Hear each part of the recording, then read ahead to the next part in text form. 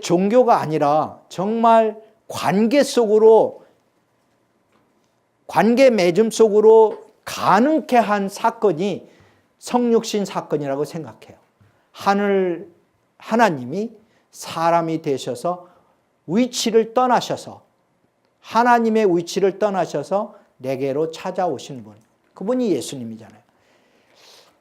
그리고 나와 동일하게 인간이 되셨어요. 동일시된 거예요. 이 성육신이 의미하는 거예요.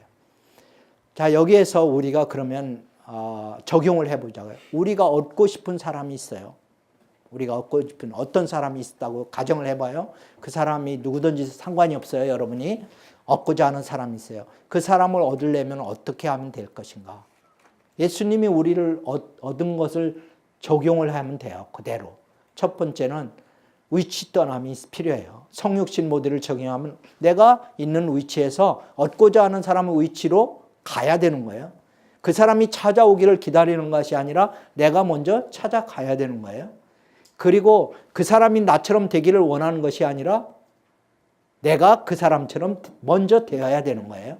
그래야 그 사람을 얻을 수가 있습니다. 여러분의 엄마하고 또 부모, 그게 그 사람이 부모님일 수도 있고, 그 사람이 여러분의 이성 친구일 수도 있고, 여러분의 그냥 동성 친구일 수도 있고, 여러분의 형제일 수도 있는데, 어떻든 관계가 멀어졌어요. 하나님과 우리 사이에 깊은 죄의 수렁이 있어서 단절이 되었었어요. 이 죄의 수렁의 단절을 끊는 방법은, 메우는 방법은 뭐냐? 성육신 모델이에요. 그 성육신 모델을 우리가 배우고 실천하면은 그 멀어진 관계를 우리가 해결해 나갈 수가 있습니다. 두 번째 예수님의 모델은 종의 모델이에요. 종이 되는 거예요. 내가 얻고자 하는 사람의 종이 되라. 종이 되라. 예수님은 실제적으로 우리를 얻기 위해서, 특별히 제자들을 얻기 위해서 제자들의 종이 됐어요. 이 단적인 모습은, 예수님의 종된 단적인 모습은 우리가 요한복음 13장에서 잘 보여지고 있습니다. 요한복음 13장은 여러분들이 잘 아는 대로 예수님이 잡히시기 전날 밤, 바로 전날 밤, 그러니까 예수님이 잡히시기 약 8시간 전? 이 정도 될 거예요. 그 전날 밤에 예수님이 하신 행동을 통해서 알 수가 있어요. 예수님이 어떤 일을 하셨습니까? 제자들과 함께 만찬을 하셨어요. 저는 만일 제가 예수님이라고 생각을 해보고 상상을 해봤어요. 나에게 자유의 시간이 8시간밖에 없다. 그러면 이 시간에 내가 무엇을 할 것인가? 이제 곧 잡혀서 제사장들이 잡히고 이제 곧 머지않아서 십자가를 지고 내가 죽을 텐데 하는 걸 예수님이 다 아셨어요. 그래서 나도 만일 알았다고 가정을 해봅시다. 여러분도 알았어요. 그럼 8시간 동안에 여러분은 제일 먼저 뭘 하고 싶으세요? 뭐 하고 싶어요? 사랑하는 사람들과 함께 있고 싶어요. 예, 그렇죠. 예수님 닮아가네. 예, 그렇죠. 예수님은 사랑하는 제자들과 함께 있었어요. 사랑하는 사람들 중에서도 제자 그룹과 함께 있었다. 부모님하고 함께 있지 않았어요. 그 성경 속에서 보면 제자들과 함께 있었어요. 제자들과 함께 있고, 그 다음에 두 번째는 제자들과 함께 식사를 했고, 그 다음에 더 중요한 일이 있어요. 제자들의 발을 씻겨주셨어요. 근데 예수님이 제자들이 발을 씻기 전에, 몇 시간 전에 또 거슬러 올라가면은 제자들은 무슨 일을 하고 있었느냐면은 예루살렘 성으로 입성하기 전에 제자들은 예수님이 예루살렘에 올라가면 뭔가 한 자리 하실 것으로 생각을 했어요. 그래서 이제 예수님의 때가 온 것이고 예수님의 나라가 임한 것이고, 그러면은 내가 큰 자리를 맞이할 건데 네가 크냐 내가 크냐, 내가 큰 자리 차지할까 네가 큰 자리일까, 자리 싸움을 하고 있었어요. 그런 사람에게 예수님은 뭐라고 말씀을 하셨느냐, 그 전에 크고자 하는 자는 작은 자가 되어야 하고 남을 섬기는 자가 되어야 한다라고 얘기를 하셨어요. 그러고 나서 요한복음 13장에 들어오면은 예수님이 작은 자가 하는 역할, 섬김이 무엇인지를 현장 학습을 통해서 실제로 보여주신 거예요. 그게 뭐냐 하면 제자들이 발을 씻기는 행동이에요. 세족식입니다. 제자들이 발을 씻겨주셨어요. 당시에 식사 자리에서 제자들이 발을 씻기는 행동은 누가 하는 거냐 하면은 당시에 전통으로 볼 때는 노예들이 하는 거예요. 노예. 종 중에서도 하층 종들이 하는 게 바로 식사 자리에서 다른 사람이 발을 씻기는 겁니다. 근데 예수님이 그 일을 하셨어요.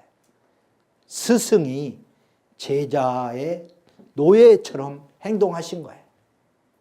이거는 상상할 수 없는 일이에요. 제자들이 너무나 놀라서 베드로는 그래서 내 발 씻길 수 없습니다 하고 거부하는 거예요. 어떻게 선생님이 내 발을 씻기십니까? 선생님은 어떻게 나의 노예가 되려고 합니까? 라고 거부하는 거예요. 그랬더니 예수님이 내가 내 발을 씻기지 않으면 나와 너가 상관이 없다 라고 말씀하시는 거예요. 예수님은 우리의 노예가 되셔서 우리의 발을 씻겨주셨어요. 그렇게 함으로 우리와 관계를 맺기를 원하시는 거예요. 우리를 얻기를 원하시는 거예요. 그래서 베드로를 얻으셨고, 그래서 많은 제자들을 얻으셨고, 그래서 우리를 얻으신 분이 바로 예수님이에요. 스승이지만 노예처럼 우리를 섬겨주셨다. 누구든지 높아지고자 하는 자는 낮아져야 된다. 이러한 것이 예수님의 말씀이고 여기에 생명력이 있는 거예요. 정말 여러분들이 누구를 얻고 싶습니까? 그러면은 여러분들이 그 사람의 종이 되세요. 예수님이 그러셨으니까. 한 가지 이걸 좀 더 비약적으로 한번 적용을 해보고 싶은데요. 여러분이 이제 연애를 하려고 그러잖아요. 연애를 하려고 그러는데 여러분의 얻고자 하는 사람이 있어요. 그런데 보니까 그 사람이 100점짜리야. 그런데 100점짜리라서 내 섬김이 하나도 필요가 없어. 내가 뭐 가도 전혀 도와줄 거 없고 내가 있어봤자 그 사람에게 전혀 필요가 없는 존재야. 그러면 그 사람은 여러분 짝이 아니야. 100점짜리는 여러분의 짝이 아니야. 여러분 눈에 70점짜리는 여러분의 짝일지도 몰라. 30%를 여러분이 채워줄 수 있으니까. 섬길 수 있으니까. 인생살이 하는데 내가 섬김을 받으려고 하지 마세요. 섬길 때를 찾으세요. 섬길 사람을 찾아서 만나세요. 쓰임받는 사람이 돼야 되는 거예요. 여러분이 쓰일 용도가 있는 대로 가야 돼요. 그래야 가치 있는 사람이 되고 귀중한 보배 같은 사람 되지 않겠어요? 여러분들이 자꾸 눈을 높여가지고 100점짜리만 찾으니까 없는 거야. 100점짜리 기업만 찾으니까 없는 거야. 내가 나를 정말로 와서 도와주세요 라고 하는, 나를 정말로 필요로 하는데 내가 볼 때는 정말 쓸모없는 사람. 제자들 그 당시에 뭐 쓸모 있었어요? 다 예수님 배반하고 도망쳤잖아. 근데 예수님은 그들을 위해서 노예가 되신 거예요. 정말 크리스찬은 이런 사람이 돼야 되는 거예요. 섬김의 사람. 섬김을 받으려고 하기보다는 섬기는 것이 목적이어야 되는 거예요. 아내 구하고 남편 구할 때도 이런 생각을 조금이라도 좀 하세요. 회사 구할 때도 이런 생각을 조금이라도 하고 기도하고 하라고. 보기에 좋고 먹음직하고 탐스럽고 아름답고 이런 것만 찾으면은 아무것도 하나님과는 관련이 없을지도 몰라. 세 번째, 예수님은 종의 단계를 뛰어넘어서 대속 제물이 되셨어. 자기 생명을 희생 제물로 바치셨어요. 양과 염소의 피로 당시에 하던 모든 제사의 그런 것들을 폐하시려고 단번에 영원한 속죄 제물이 되셔서 자기를 희생 제물로 드리신 분이 예수님이에요. 우리가 사람을 얻는다는 것은 희생이 따르는 일이에요. 여러분에게 가장 귀중한 것 무엇입니까? 시간이에요? 돈이에요? 무엇이에요? 그거를 그 얻고자 하는 사람을 위해서 희생하세요. 그러면 그 사람을 얻을 수 있습니다. 네 번째 단계는 끝까지 예수님은 제자들을 사랑하셨어요. 끝까지. 한 번만 사랑하는 것이 아니라 끝까지 사랑하시되 보혜사 성령을 보내어 주시고 그 성령님을 통해서 오늘날까지 사랑하시는 분이 예수님이에요. 오늘까지 사랑하신다고. 2000년 전에 한 번 사랑하신 예수님이 아니에요. 십자가로 끝난 사랑이 아니라고요. 예수님은 성령을 우리 가운데 보내어 주시고 우리 안에서 우리 속에서 지금도 사랑하시는 그분이 부활하신 분이 예수 그리스도예요. 부활의 영 성령을 통해서 지금도 나는 너를 사랑한다. 나는 너를 기뻐한다. 내가 있어서 참 좋구나. 이렇게 말씀하시는 분이 예수님이에요. 그렇지 않아요? 예수님은 오늘도 내 영혼 속에 조그만 음성으로 날마다 말씀해 주시잖아요. 두려워하지 말라. 놀라지 말라. 내가 너와 함께 하지 않느냐. 내가 너 친구가 아니냐. 이렇게 말씀하죠. 너는 외로운 사람이 아니야. 너하고 함께 하겠다. 내가 너를 도와주겠다. 참으로 나의 의로운 손으로 너를 붙들어 주겠다. 너는 흔들리지 말아라. 네 믿음을 견고히 해라. 이렇게 늘 격려해 주시고 고무해 주시고 그런 분이 우리 예수님이잖아요. 끝까지 사랑하시는 분. 나는 이 예수님이 너무 좋은 거예요. 그렇지 않아요? 너무 좋아요. 2000년 전의 예수님이 아니라 오늘도 살아 역사하시는 부활하신 예수님. 내 안에 계시는 예수님. 나의 주인이신 예수님. 생명이신 예수님. 그 예수님이 너무 좋은 거예요. 그렇기 때문에 제가 예수님을 따르는 거죠. 예수님이 이렇게 나를 얻으셨어요. 나도 예수님처럼 여러분을 얻기를 원해요. 나도 여러분을 얻기를 원해요. 그래서 정말 여러분들이 예수님의 제자가 되고 여러분들을 통해서 이 하나님의 뜻을 이 땅 가운데 이루고 새로운 시대를 열어가는데 하나님이 쓰시는 그리스도 예수의 제자가 여러분들이 되었으면 좋겠습니다. 나도 예수님의 제자가 되고 여러분도 예수님의 제자가 되고. 아멘. 네. 예수님의 제자가 됩시다. 네. 그러려면 예수님이 우리에게 본을 보여주신 대로 섬김의 삶을 살기를 소망합니다. 세 번째, 공동체 차원, 때로 다른 말로 하면 조직 차원, 단체 차원의 리더십이에요. 어떻게 하면 그 단체가 하나님의 뜻을 이루는 단체가 될 것인가? 건강하고 능력 있는 단체가 될 것인가? 그런 차원의 리더십이에요. 이거는 저는 구성원 한 사람 한 사람이 능력 있는 사람들이 돼야 된다고 생각해요. 교회면 교회의 성도 한 사람 한 사람이 능력 있는 성도가 돼야 되고, 뭐 학교라고 하면 학교에 있는 모든 학생들과 교수들, 직원들, 그 구성원들이 다 자기 잠재 능력을 극대화될 수 있는 그러한 리더십을 발휘해야 된다고 생각해요. 각자가, 조직 구성원 각자가 자기의 능력과 은사에 따라서 100% 성공할 수 있는, 100% 발휘할 수 있는 그런 리더십. 그런데 어떤 사람은 발휘하고 어떤 사람은 발휘하지 않고 능력을 발휘하지 못하게 하는 그런 환경은 별로 아름다운 환경도 아니고 그런 조직체는 별로 바람직하지 않다. 예를 들면 100명의 구성원들이 있다면 이 100명의 구성원들이 각자 가지고 있는 능력을 최대한 발휘할 수 있게끔 만드는 거. 그래서 저는 예를 들면은 고려대학교 경영대학 학장이 되었을 때 저는 그런 생각을 갖고 있었어요. 교수와 학생이든 교수든 직원이든 각자 자기의 능력에 따라서 그 능력을 최대한 발휘하고 능력에 따라서 평가받는 조직이었으면 좋겠다. 최대한 발휘할 수 있게끔 환경을 조성해주고, 예를 들면 교수 평가 시스템을 이런 식으로 짜는 거예요.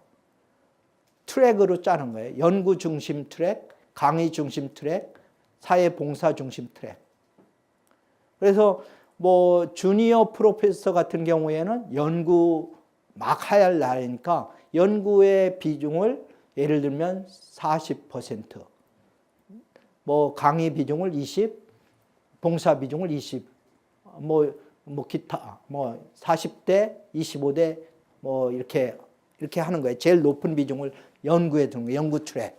뭐 강의 트랙은 강의 비중을 제일 높이는 거. 사회봉사 트랙은 사회봉사 트랙을, 사회봉사는 학교 봉사도 포함하는 겁니다.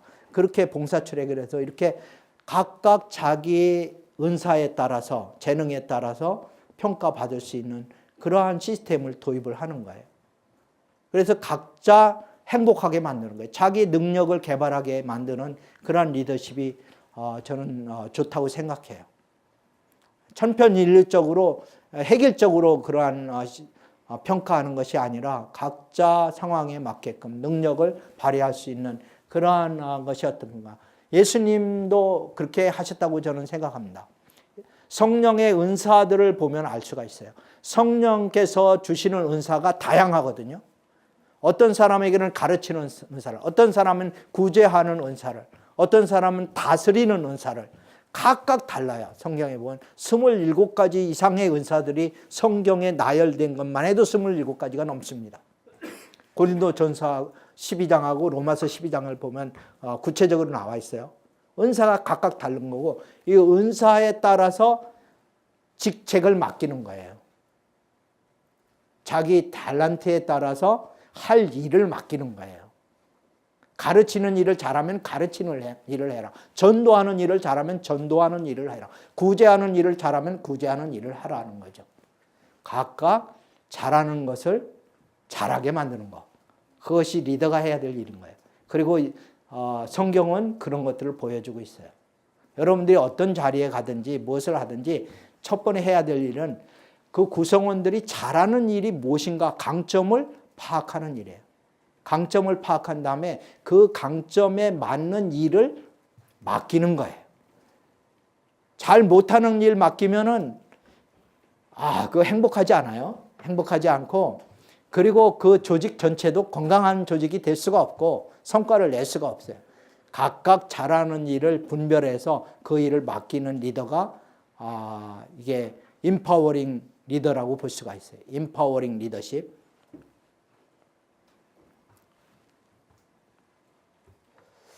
그리고 두 번째는 제자를 만드는 리더십이 중요해요. 제자화가 중요한 거예요.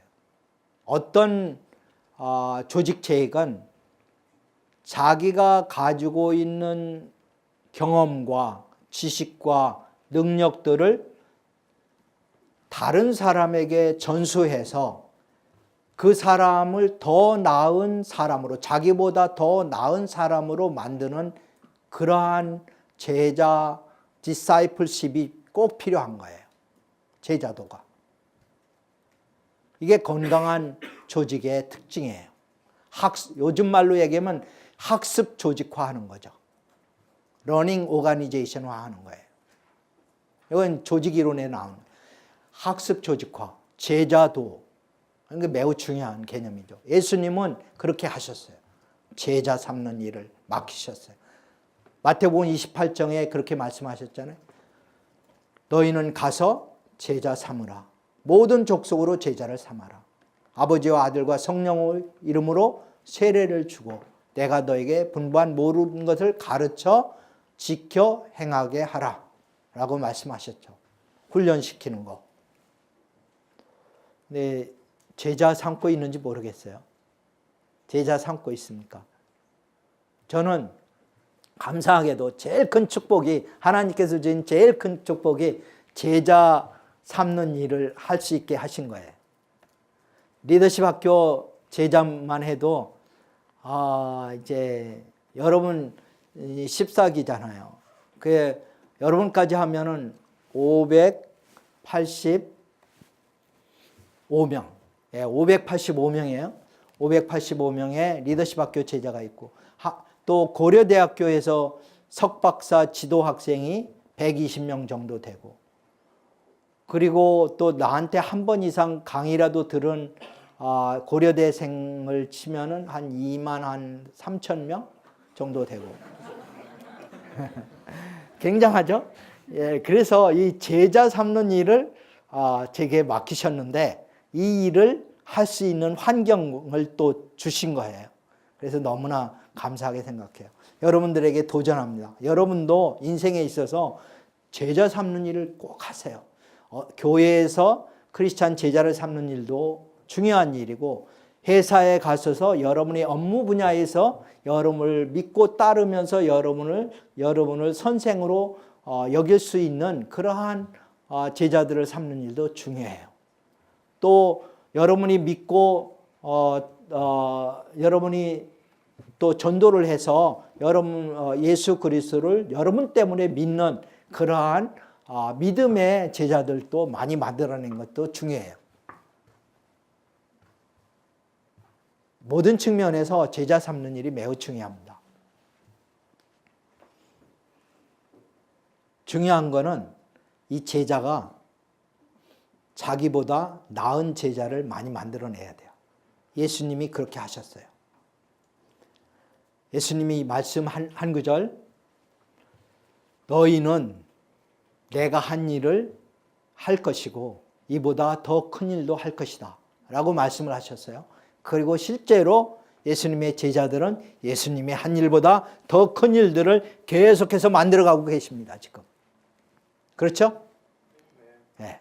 전 세계 속에서 지금도 예수님은 뭔가 큰 일을 하고 계시는, 제자들 통해서 하고 계시는 거예요. 그러니까 우리가 해야 될 일은, 우리도 제자를 만들 때 어떤 제자를 만들어? 나보다 더 나은 제자. 청출어람. 나보다 더 나은 제자를 만들어가는 거. 이것이 제자 삼는 목적이 되면 좋겠죠. 그런데 그 반대로 여러분이 제자들을 보니까 다 여러분보다 못하다. 그럼 뭐가 문제가 있겠죠? 네, 문제가 있는 거예요. 그건 제자, 진정한 의미의 제자가 아니에요. 자, 마지막은 사회 차원의 리더십입니다. 사회 차원의 리더십. 이거를 저는 이 사회를 변화시키는 리더십이 필요한데, 예수님이 보여주신 것은 이 세상에 하나님 나라를 구현하는 것이 예수님의 목표였어요. 주기도문에 잘 나타나 있어요. 하늘에 계신 우리 아버지여, 이름이 거룩히 여김을 받으옵시며 나라가 임하옵시며 뜻이 하늘에서 이루어진 것 같이 땅에서도 이루어지이다. 끝부분, 나라와 권세와 영광이 오직 아버지께만 있사옵나이다. 이러한 기도문을 통해서, 그리고 마태복음 6장 33절에 보면은 너희는 먼저 그의 나라와 그의 의를 구하라. 하나님의 나라와 의를 구하라 라고 우리에게 명령하고 계십니다. 그래서 그리고 예수님께서 이제 승천하시기 앞서서 부활하신 다음에 40일 동안 제자들하고 같이 사시면서 제자들을 훈련시키셨거든요. 특수 훈련을 시키셨는데 그게 40일이에요. 근데 오순절 날에 성령이 임하셨는데 그 후에 승천하신 다음에 10일 지나서, 그런데 그 40일 동안 무엇을 가르쳤을까요? 궁금하죠? 뭐를 중심으로 가르쳤을 것 같아? 사도행전 1장에 보면 나와요. 뭐를 가르쳤다고 기록되어 있을까요? 하나님 나라의 일을 가르치셨어요. 하나님 나라의 일을 가르치신 거예요. 예수님의 그 40일 동안의 가르침의 그 중심 메시지는 하나님 나라였습니다. 하나님 나라. 놀라운 사실이죠? 몰랐죠, 여러분들? 예수님이 40일 동안 중심적으로 제자들을 훈련시킨 주제, 하나님 나라였어요. 그것이 예수님의 최대의 관심사였었어요.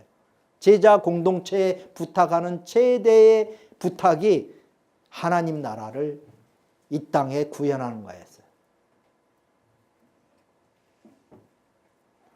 그런데 오늘날 우리는, 교회는, 한국 교회는 하나님 나라의 일을 최우선으로 하고 있는가? 여기에 질문에 대해서 자신 있게 답변할 수 없는 거예요.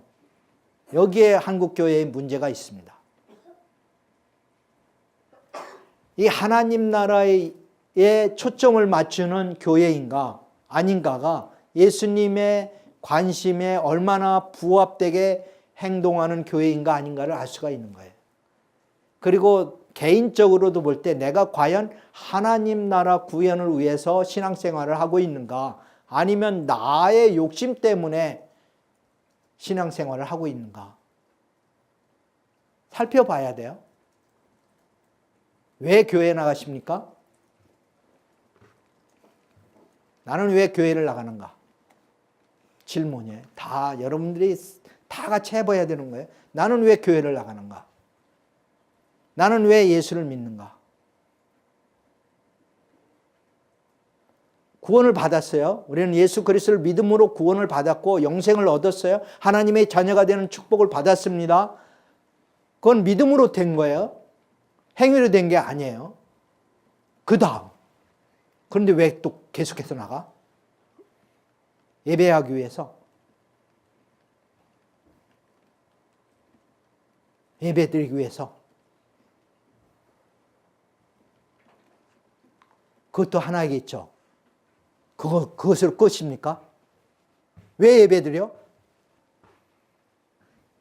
이런 질문을 여러분들이 해야 되는 거예요. 그래서 여러분 나름대로 명확한 답을 갖고 있어야 돼요. 나 같은 경우에는 내가 믿는 이유는 나를 사랑하사 나를 위해서 죽으신 예수 그리스도의 이름을 영화롭게 하고 주님이 내게 분부하신 하나님 나라 구현을 이 땅 위에 이루기 위해서, 그렇게 하기 위해서 구체적으로 예수님의 제자들을 만들고 예수님을 따르는 제자들을 만들고 하나님 나라를 이 땅 위에 구현하고 통일시대를 준비하기 위해서 나는 지금 신앙생활을 하고 있어요.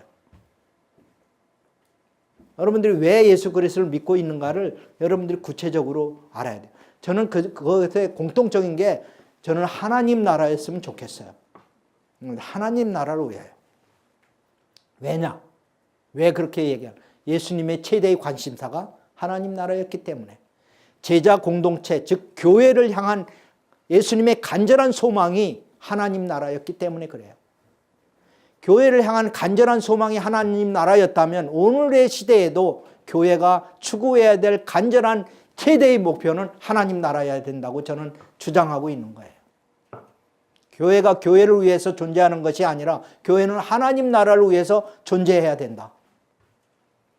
하나님 나라는 무엇인가? 하나님 나라를 구현하기 위해서 구체적으로 꼭 필요한 게 하나님의 비전을 발견하는 거예요. 하나님이 나를 향한 비전은 무엇일까? 하나님이 나를 향한 비전은 무엇일까? 그 비전을 아는 길은 출애굽기에 보면은 모세를 통해서 우리에게 잘 보여주시는데, 모세에게 나타난 하나님의 비전은 이런 거였어요. 출애굽의 비전이었어요. 출애굽의 비전은 어떻게 모세에게 잉태되었는가? 비전은 잉태되는 건데 어떻게 잉태되었느냐면 현실에 대한 백성들의 현실 속에서 고통하는 백성들의 신음소리를 듣고 그것이 하나님의 고통인 줄 알고 거기에 응답하는 것이 하나님의 비전이에요. 현실 세계의 사람들의 고통이 하나님의 고통임을 알고 그게 같아져야 되는 거예요. 하나님의 고통과 현실 세계의 고통이 같은 부분이 있는 거예요. 그리고 그 속에서 내가 공감할 수 있는 거, 그런 걸 찾을 때 그것이 하나님의 비전이 되는 거예요. 예를 들면 어떤 사람들은 가난한 사람들을 볼 때 그것이 하나님이 가난한 사람들 때문에 아파하는구나 하는 것을 느끼는 거예요. 하나님의 아픔을. 그리고 그 아픔이 마치 나의 아픔처럼 다가오는 거예요. 그래서 하나님도 아파하시고 저 사람들도 아파하고 나도 아프니까 내가 이 가난한 사람을 위해서 무엇인가 해야 되겠구나. 그게 하나님의 비전이 되는 거죠. 그러면 내가 무엇을 할 것인가? 구체적으로 이 가난한 사람을 위해서 할 수 있는 길은 여러 가지가 있어요. 난 돈을 많이 벌어야 되겠구나. 그래서 기부를 많이 하는, 최고로 많이 하는 사람이 돼야 되겠구나. 그러면 그게 자기의 미션이 되는 거죠. 그게 출애굽기 3장, 2장을 통해서 모세를 부르시는 하나님의 그 모습 속에서 우리는 하나님의 비전이 어떻게 잉태되고 거기에 부응하는 모세를 통해서 어떻게 그것이 나의 미션이 되는가를 보게 됩니다. 그래서 출애굽기 3장, 4장 여러분들이 한번 집에 가서 곰곰이 이런 각도에서 한번 읽어보세요. 하나님이 모세를 찾아오시고 만나고 그 다음에 하나님께 기도하는 백성들의 그 기도가 어떻게 하나님께 상달되고 그것이 모세가 기록했거든요. 그래서 모세의 것이 되고 그것이 마침내 모세의 사명이 되는 그 과정을 살펴보면은 여러분들이 나를 향한 하나님의 비전은 무엇이고 그 속에서 내가 해야 될 역할과 사명은 무엇인가 이런 것들을 하나하나 출애굽기 3장 4장을 통해서 여러분들이 읽어갈 수가 있습니다. 예. 우리가 정말 이제 예수님의 리더십 모델 정리를 하자면은 예수님이 우리에게 4가지 차원에 대해서 모델이 되어 주셨어요. 첫 번째는 개인 차원에서 리더십 모델이 되어 주셨는데 개인 차원에서 중요한 거는 예수님은 목적이 이끄는 삶을 사셨다. 달리 얘기하면 사명이 이끄는 삶을 사셨다. 그리고 사명을 위해서 목숨을 버리는 삶을 사셨어요. 그리고 성경에 나타난 수많은 우리의 믿음의 선배들이 이렇게 살았어요. 하나님의 부르심에, 하나님의 사명에 자기의 목숨을 걸고 그것을 이루는 일을 나의 삶의 최고의 가치로 여기고 살았어요. 셀프 리더십이에요. 개인 차원의. 두 번째 차원의 리더십은 관계 차원의 리더십인데 어떻게 하면 사람을 얻을 수 있겠는가 하는 질문입니다. 여기에 대해서 예수님은 섬김으로 우리를 얻으셨다고 결론을 내릴 수가 있어요. 예수님은 인생의 목적이 섬긴 그 자체였어요. 내가 섬기는 것이 수단이 아니었어요. 섬김이 삶의 목적이었습니다. 그래서 예수님은 섬기기 위해서 성육신 하셨고 섬기기 위해서 종이 되셨고 우리를 섬기기 위해서 희생 제물이 되셨고 우리를 섬기시되 끝까지 섬기시기 위해서 성령 보혜사 성령을 우리에게 보내주시기까지 사랑하셨어요. 이렇게 하면 우리가 예수님을 따르는 제자가 됐어요. 그리고 이러한 제자 공동체가 해야 될 가장 중요한 일은 모든 사람들이 한 사람 한 사람이 다 예수 그리스도를 닮고 예수처럼 살아가도록 능력 있는 공동체로 만드는 거예요. 능력 있는 공동체는 성령 충만한 공동체입니다. 성령이 충만하고 성령을 따르게 되면 육체의 욕심을 이루는 사람이 없게 돼요. 육체의 욕심을 따르지 않고 성령을 따르는 사람들, 그 사람들이 성령 공동체예요. 그래서 우리가 어떠한 조직체에 가더라도 하나님의 말씀과 성령의 능력을 힘입어서 그 공동체의 구성원 한 사람 한 사람이 자기의 역할과 기능을 잠재 능력을 100% 발휘해서 그 사람을 나보다 더 나은 사람들로 키워갈 수 있는 그러한 리더십을 갖춰야 돼요. 나 때문에 성공할 수 있는 사람들이 많아져야 되는 거예요. 조직 전체가 다 그렇게 건강한 사람들로 구성된다면 얼마나 아름답겠어요. 그러한 공동체 차원의 리더십이 필요한 거예요. 세 번째는 이런 공동체가 해야 될 역할은 교회가, 예를 들면 교회 되는 표지는 하나님 나라를 구현하는 거예요.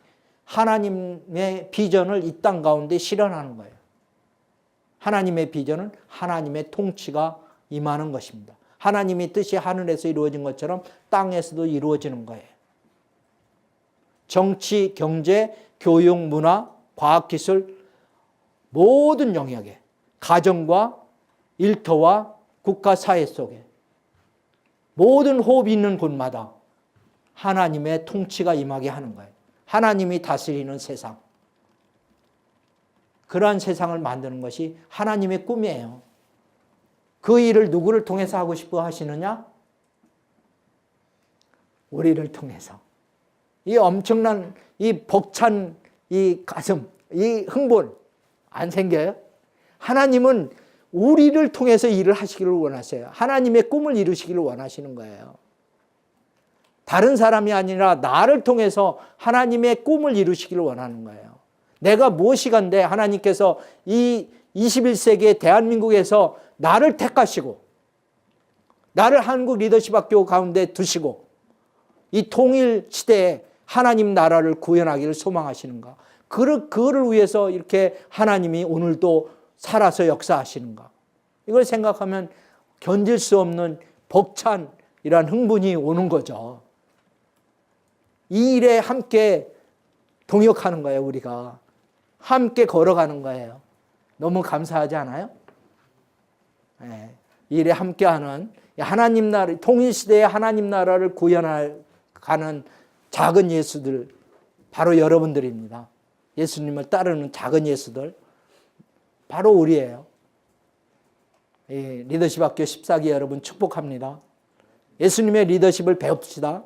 그리고 예수님처럼 그렇게 매일매일 변화를 받아서 예수님은 변화받는 게 아니고 우리가 매일매일 변화를 받아서 예수님처럼 됩시다. 그래서 세상이 감당할 수 없는 사람들로 우리가 자라나갈 때 하나님께서 우리를 사용해 주시라고 믿습니다. 그래서 우리가 10년 후에 또는 20년 후에 서로가 서로를 바라보면서 야, 너 그때보다 야, 그때는 별로였는데 너 오늘 보니까 너 너무 멋있다 막 이렇게 고백할 수 있는 여러분들이 되기를 예수님의 이름으로 축복합니다.